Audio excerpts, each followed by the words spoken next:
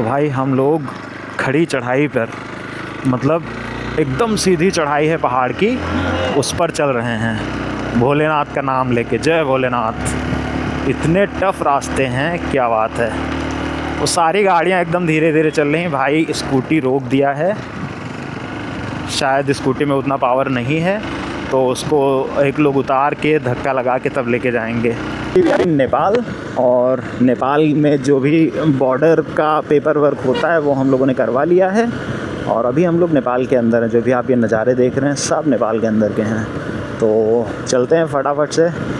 पहले तो सिम लेनी पड़ेगी हमको एक यहाँ की, ताकि इंटरनेट एक्सेस हो सके और रूट मैप हम लोग समझ सकें, क्योंकि इंटरनेट हमारा बिल्कुल भी नहीं चल रहा है। देखते हैं गूगल मैप का क्या हो सकता है।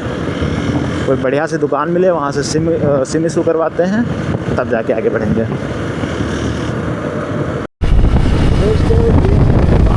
खूबसूरत नज़ारे हैं। हम लोग आ चुके हैं नेपाल में, और ये अंदर का नज़ारा है। आप लोग देखो, अभी बराबर में है, पहाड़ों में तो अभी पहुँचे ही नहीं हैं। पहाड़ कम से कम 200 किलोमीटर यहाँ से होंगे, रास्ते में हैं। देखते हैं कितना टाइम लगेगा। गूगल मैप पे तो खैर करीब 8 घंटे का रास्ता दिखा रहा था। चलते हैं, जितना भी समय लगेगा लगाया जाएगा। शाम तक, रात तक पहुंचा जाएगा नेपाल के। पोखरा का हमने जो प्लान बना रखा है, पोखरा घूमने का।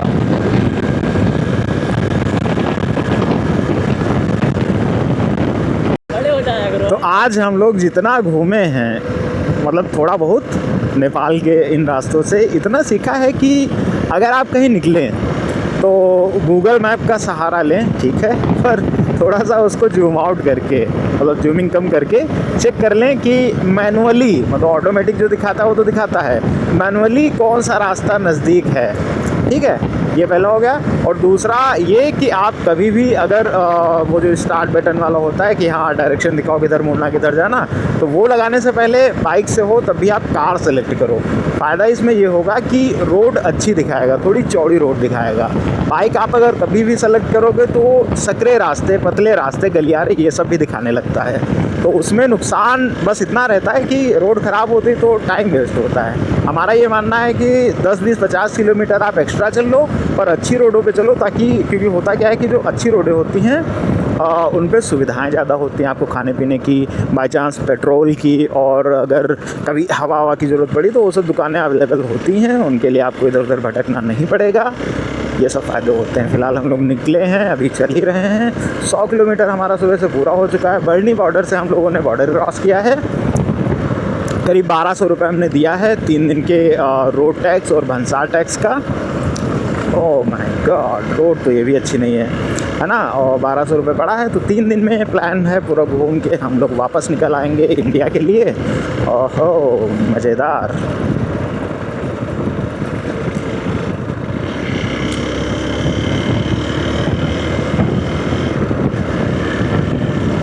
अभी तो हम लोग बराबर में ही चल रहे हैं, पहाड़ों का कहीं नामो निशान नहीं है, लेकिन पोखरा जो है वो पूरा का पूरा पहाड़ों पे ही बसा हुआ है। तो अभी बचा है 181 किलोमीटर बचा हुआ है। समय लगने वाला है इसमें 5 घंटे। 5 घंटे हम बाइक चलाएंगे खींच के, तब जाके पहुंच पाएंगे 6:30 बजे। अभी 12:24 लगभग 12:30 बज चुका है। हम 2 बार चाय पिए हैं, खाना अभी तक नहीं खाए हैं। अगर खाना ना खाने का रीज़न सीधा सीधा ये रहा है कि कहीं पर अच्छा खाना दिखा नहीं है। जो भी है सब थोड़ा सा मतलब अच्छा रेस्टोरेंट टाइप से अगर दिखे तो सब्ज़ी चावल दाल रोटी थोड़ा सा पेट भर के खाया जाए, क्योंकि सुबह से भूख भी लग गई है चाय पीते पीते। बाकी नज़ारे आप समझो, ऐसा लग रहा है कि किसी ने हरे कलर की चादर फैला दी है। और जो सीढ़ी नुमा खेत होते हैं पहाड़ों पे, उन पहाड़ों की खेती स्टार्ट हो गई है यहीं से। और अभी हम पहाड़ों पे नहीं हैं, हम लोग बराबर में ही हैं। ये देखो मेरा डोगेश भाई, डोगेश रोड पे सो रहा था, मेरी बाइक देख के उठ गया। सलाम साहब। ओ मेरी बाइक तो झूला झुला रही है।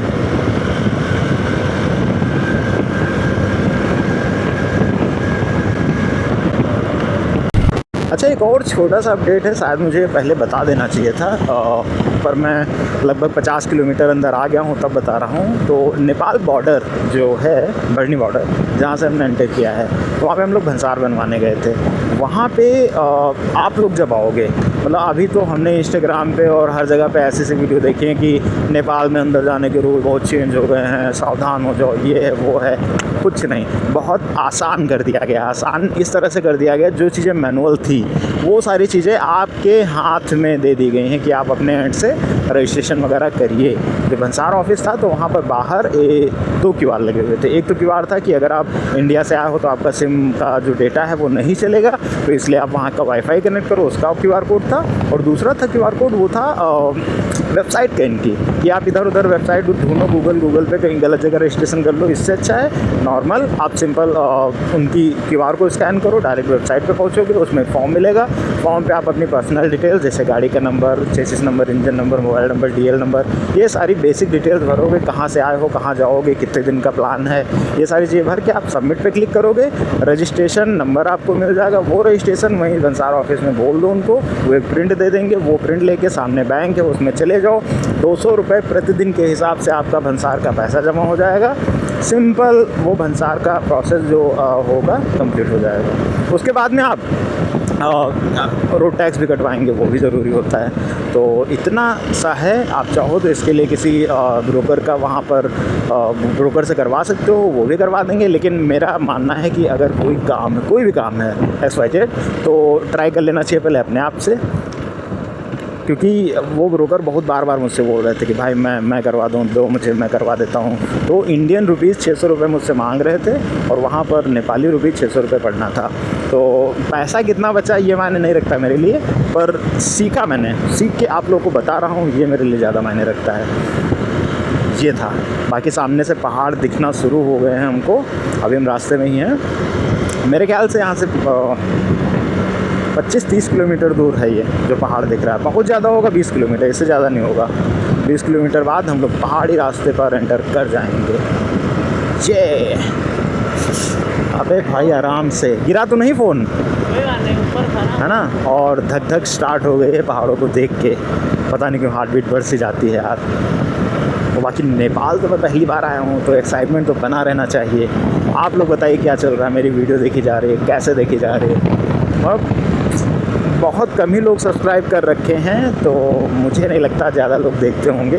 फिर भी जितने भी लोग देखते हैं उनके लिए मैं अच्छी वीडियो डालूँ, अच्छे से बनाऊँ, ये मेरी जिम्मेदारी रहती है। तो दोस्तों हम लोग आ चुके हैं पेट्रोल भरवाने के लिए, और यहाँ पर पेट्रोल का प्राइस है 193 रुपये प्रति litre.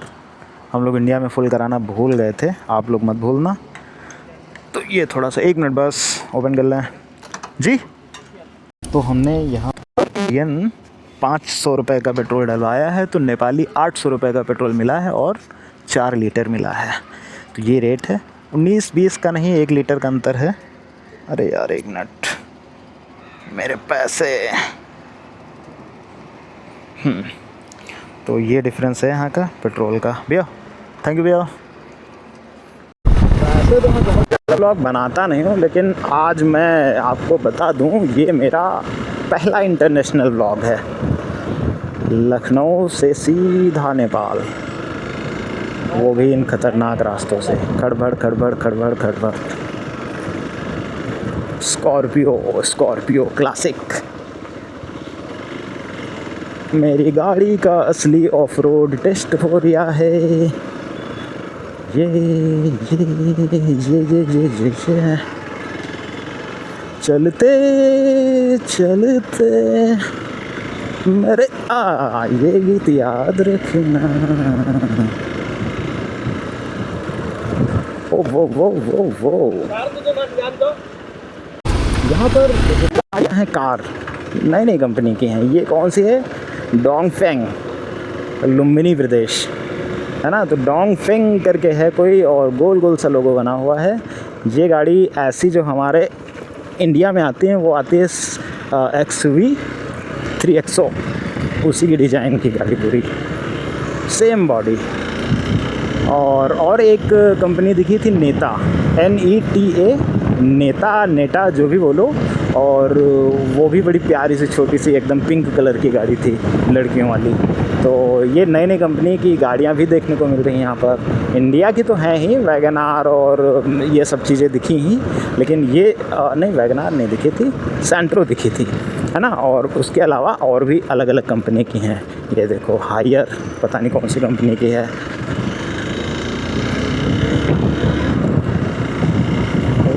Bolero, Mahindra Bolero camper सबसे अच्छी होती है आपको 5 सीटर बैठने के लिए, और सामान वामान रखने के लिए लोटर मिल जाता है। अरे भाई माशाअल्लाह, यहाँ की रोडें, बहुत तारीफ़ कर दी ना रोडों की।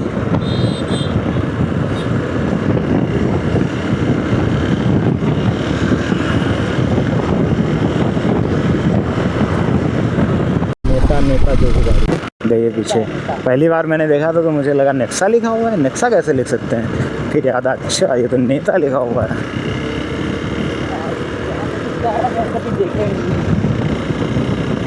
ग्रैंड आई-10, तमाम सारी ऐसी गाड़ियाँ दिखी हैं जो हमारे इंडिया में नहीं हैं।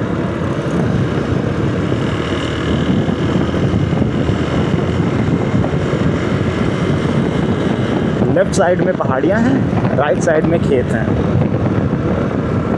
और सामने खंदक।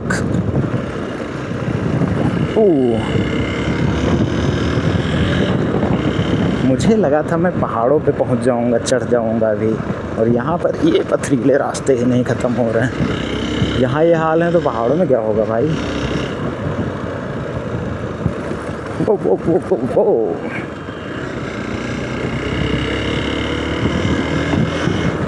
चलेंगे काठमांडू, सुंदर नज़ारा। हम लोग रास्ते में हैं, पहाड़ पे एंट्री हो गई है, थोड़ा सा ऊपर आ गए हैं क्योंकि इधर वाली जो कॉलोनी बस्ती है पूरी वो नीचे है। Beautiful beautiful beautiful.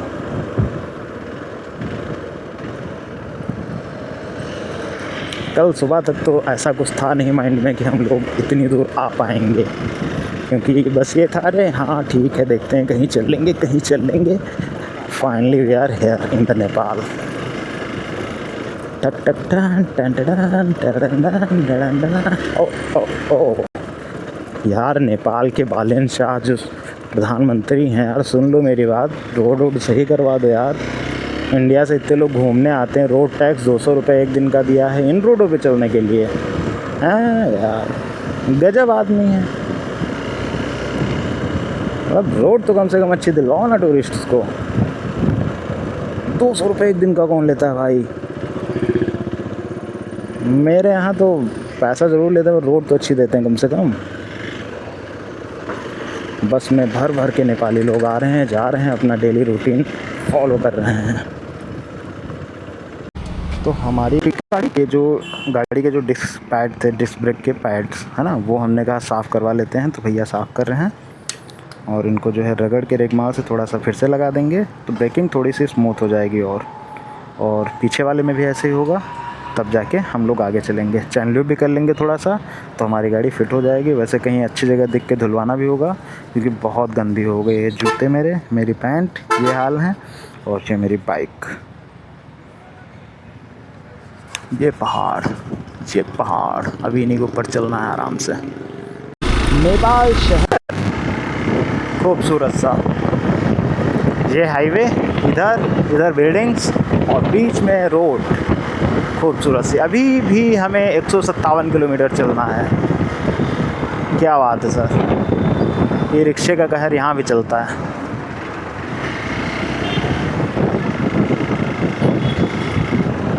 अब लोग क्या हम पहाड़ों पे, मतलब जो पहाड़ दूर से हम दिखा रहे थे, अभी इस समय हम उस पहाड़ के ऊपर हैं, रोड पे चल रहे हैं।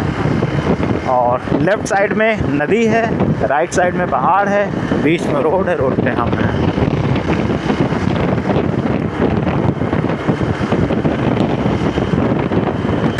यार डंपर वाला सामने से धूल उड़ाते हुए जा रहा है, धूल मिट्टी, इसको ओवरटेक करना पड़ेगा सही रास्ता देख के, ऐसे नहीं।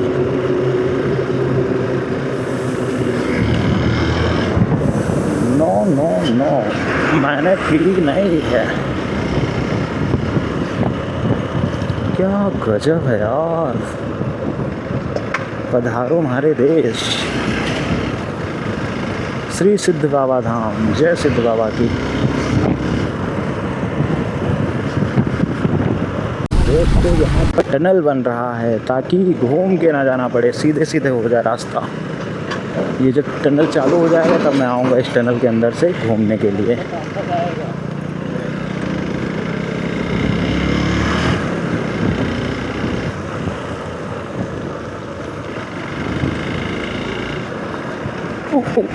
जय माता दी।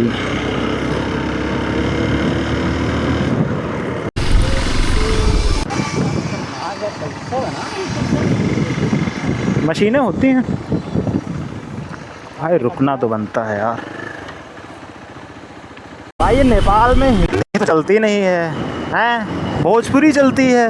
अब बताओ क्या लिखा है, मौका मिले फेरी भेटौला। मतलब मौका मिलेगा तो फिर मिलेंगे, तो ये तो भेटौला है भाई, भेटौला। मौका मिलेगा तो फिर भेटौला। भोजपुरी। हाय हाय, चलो देखते हैं यार, इस धूल मिट्टी से थोड़ी छुट्टी मिलेगी क्या। नाइस, यहाँ तक तो कोई नहीं। No no no no, yes. वैसे मेरा फर्स्ट टाइम एक्सपीरियंस है पहाड़ों पे बाइक चलाने का, खासकर मेरी ये हीरो एक्सपल्स 200 4V। बहुत, अरे यार वाटरफॉल यार, इतने वाटरफॉल गली गली में और शहर शहर में, जगह जगह पे वाटरफॉल। वाटरफॉल नेपाल है या वाटरफॉल का शहर है पूरा। सावधान सावधान सावधान।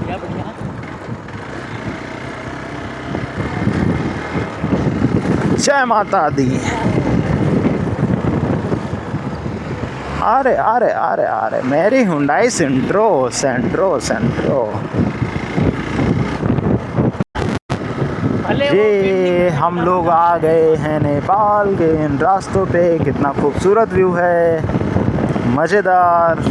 और साहब बादल बादल, नदी, बादल, झरना, पहाड़। यार अभी ना मुश्किल से मैं 20 किलोमीटर, 20 कहाँ, 20 भी नहीं, मतलब मैक्स मैक्स मैं 3-4 किलोमीटर पहाड़ों पे चला हूँ और कम से कम 4 वाटरफॉल मुझे दिख चुके हैं। इतने ज़्यादा वाटरफॉल हैं नेपाल में, समझ सकते हो खूबसूरत कितना है ये शहर, ये देश।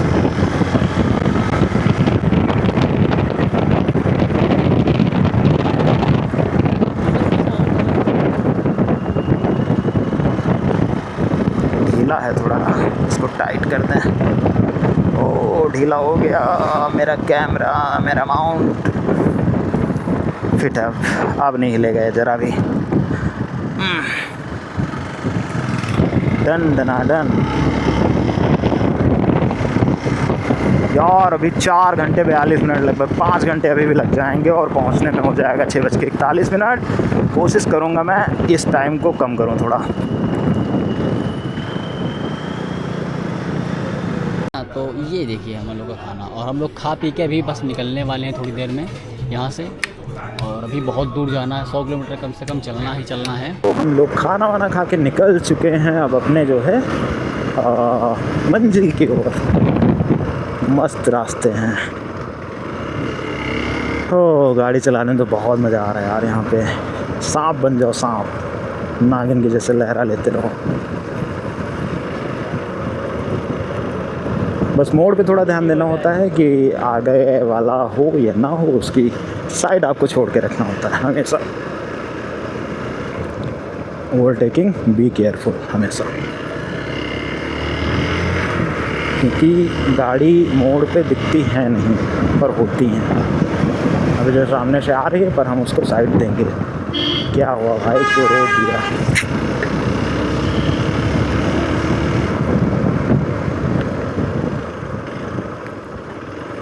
ला ला ला ला ला ला ला ला।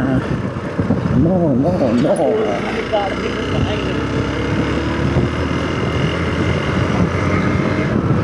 इतने खूबसूरत पहाड़, पहाड़ों के बीच में रोड। ये पड़ी है छोटी सी नदी, बारिश में बड़ी सी हो जाती है ना। इस नदी को क्रॉस करके हम लोग इस रास्ते में आ गए। पहाड़ बदल गया हम लोगों का। और इतनी ज़्यादा ट्रैवलर गाड़ियाँ खड़ी हैं, इतनी ज़्यादा। ज़्यादातर ये मिलती हैं या तो वो DCM जो महिंद्रा वाली होती है जो सामान ढो के ले जाती है। 2 ही गाड़ियाँ यहाँ पे दिखी हमको ज़्यादातर।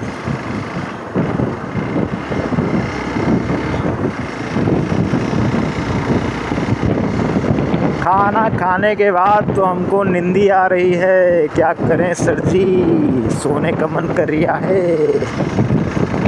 पर अभी 150 किलोमीटर चलाना है गाड़ी, सो नहीं सकते।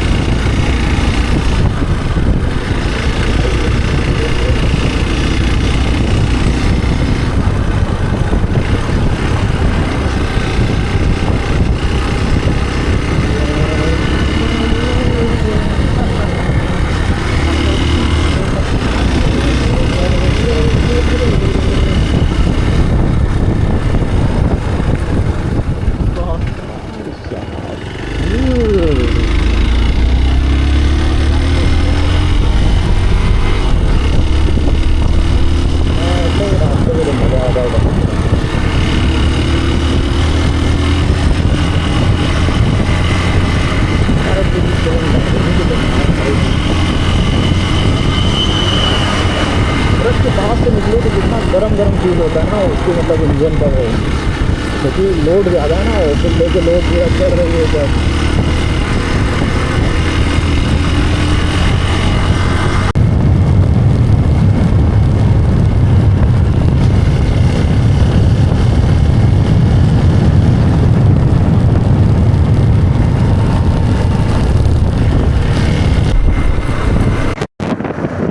ज़रा सा भी रुक जाते हैं 15-20 मिनट लेट दिखाने लगता है।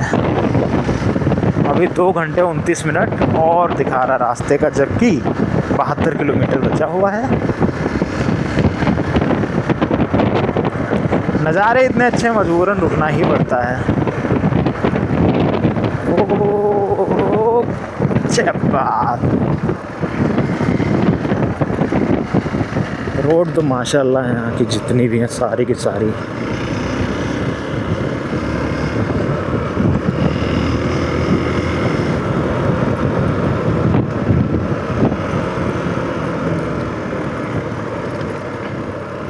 Isuzu,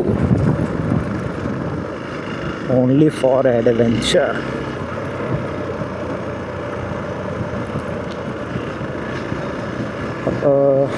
सात 7:30 तक हम लोग पहुंच जाएंगे। वैसे तो 7:19 ही दिखा रहा, लेकिन हम लोग अभी रास्ते में चाय पानी करेंगे तो थोड़ा और लेट करेंगे। कोई बात नहीं, 8 बजे तक भी पहुंच जाएंगे तब भी चलेगा। बस जाना है, होटल वगैरह ढूंढ के ले लेना है और सो जाना है, क्योंकि आज 200 किलोमीटर से ऊपर गाड़ी चली है, ज़्यादा नहीं चली है। पर आदत नहीं है ना, तो थका लग जाता है, थक जाते हैं। ये नदी किनारे साथ में चल रही है।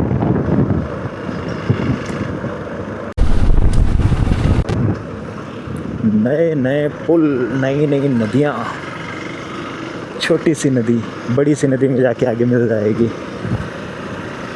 पहाड़ों के झरनों को मिलाकर छोटी छोटी नदियाँ बन जाती हैं, और वो आगे जाके बड़ी नदी में मिलके उनका बहाव और भी तेज कर देती हैं। अभी और समय लगेगा 2 घंटे 7 मिनट। हमें अभी दूरी तय करनी है 62 किलोमीटर्स। पहुंच जाएंगे 7-7:15 बजे तक, 8 मान लो, कोई दिक्कत नहीं, 8 बजे भी पहुंच जाएंगे तब भी ठीक है। और ये बादल के नज़ारे, ये देखो बादल, ऐसा लग रहा है घूम घूम के उसको जो है घेरा बना रखे हैं।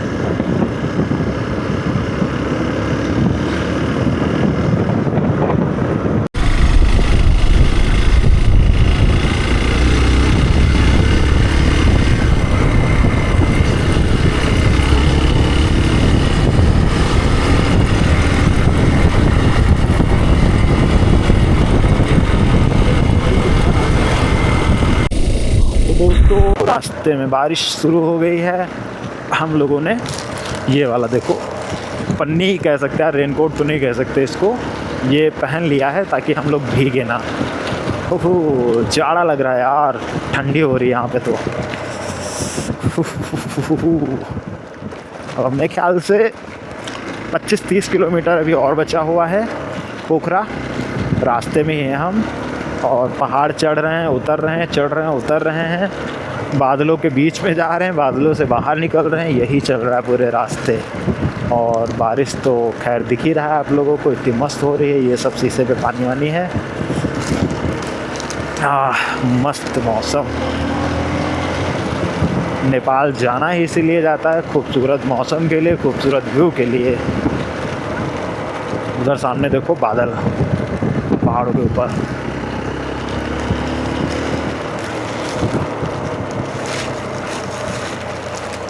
रास्ते तेरे, ये बस आ रही सामने से, इतनी बड़ी बड़ी बसें इतने ऊपर ले आते हैं, कितने मतलब एक्सपर्ट ड्राइवर होते हैं। हम लोगों को बाइक चलाने में हालत ख़राब हो रही है। सल्यूट है भाई ऐसे ड्राइवर्स को, क्योंकि बाइक चलाने में इतनी प्रॉब्लम्स हैं, तो सोचो इतनी बड़ी बस जिसमें करीब 50 से 60 लोग होते हैं, उनको सबको ले के चलना केवल एक ही आदमी की जिम्मेदारी, वो भी पूरी बस का इतना वेट होता है, ढलान पे उतरते समय पूरा कंट्रोलिंग और क्लच ब्रेक एक्सीलेटर। मज़ेदार काम। ड्राइवर की भी ज़िंदगी आसान नहीं होती भाई।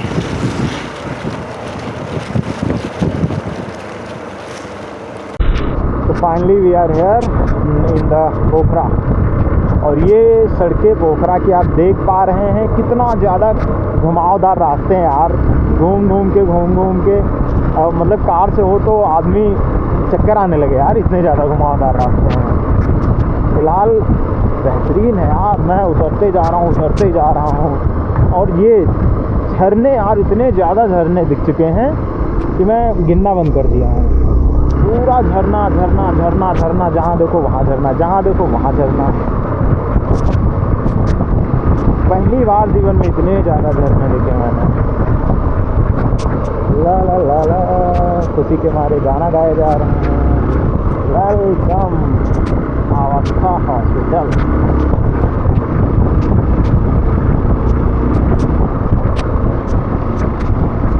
ऊपर दिख रहा है, कुछ नहीं दिख रहा है क्योंकि सारा का सारा बादल घेर रखे हैं, धुंध पूरी है। रोज़ खोला पुल, मतलब यहाँ पे भी वाटरफॉल, यहाँ पे भी झरना। ये देखो पानी चल रहा है एकदम स्पीड के साथ। ये ऐसे झरने हैं कि यहाँ पे रुक के जो है उतर के जाने वाला नहीं, बहाव बहुत तेज होता है इनका, इतना ज़्यादा सेफ नहीं होते हैं ये। तो भाई आ गए पोखरा में, ये है पोखरा। देखो मार्केट लगी है, लेकिन आज संडे है, मुझे लग रहा है इसी वजह से यहाँ पे छुट्टी भी हो सकती है शायद। तो देश भाई मैं यार बताते नहीं बनेगा कि नेपाल में कुत्ता काट लिया। हो सकता है इनकी लोगों की वैक्सीन भी अलग होती हो नेपाल के पहाड़ी में।